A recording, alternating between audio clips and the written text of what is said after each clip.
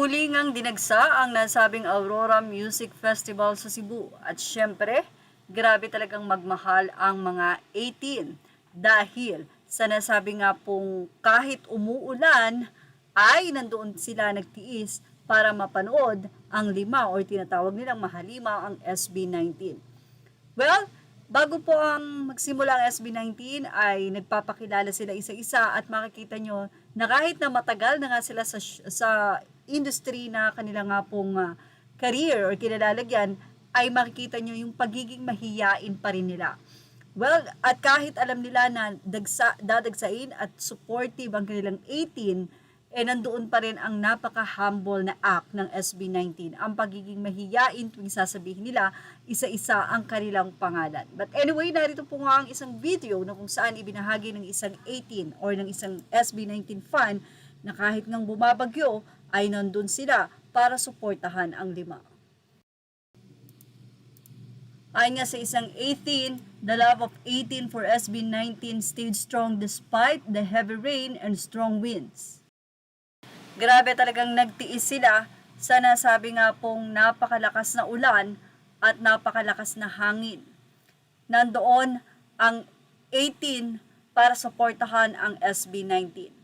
Kaya naman hindi nyo maikakaila at talagang kitang-kita nyo kung paano mahalin ng SB19 ang kanilang mga fans ng 18. Dahil alam nila kung anong sakripisyo rin ang ginagawa ng mga ito para lamang sila ay makita, mapanood ng personal sa kanilang mga performances.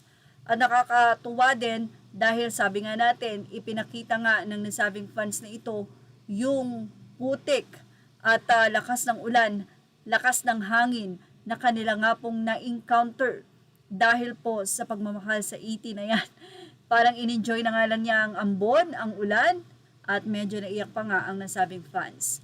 Anyway, yan po ang ating ibinahagi at dagsa ang nasabi nga po mga tao sa Cebu.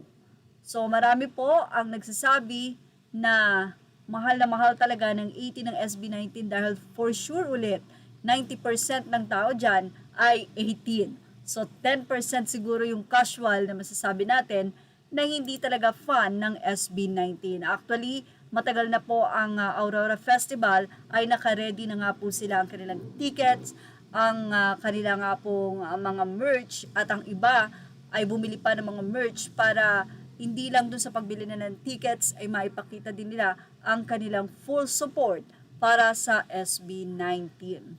Anyway, ano po masasabi nyo about dito? Ilagay na ang inyong opinion dito sa ating comments sa mga kung ano yung experience na present po sa nasabing Aurora Festival nitong nakaraang Sabado. Ay welcome po at ilagay nyo po ang inyong mga naging experience dito sa ating comment section dahil malay nyo, isa ang inyong komento sa mailabas natin sa ating mga susunod na update. Images or all credit to the rightful owners. Please like, share, and subscribe.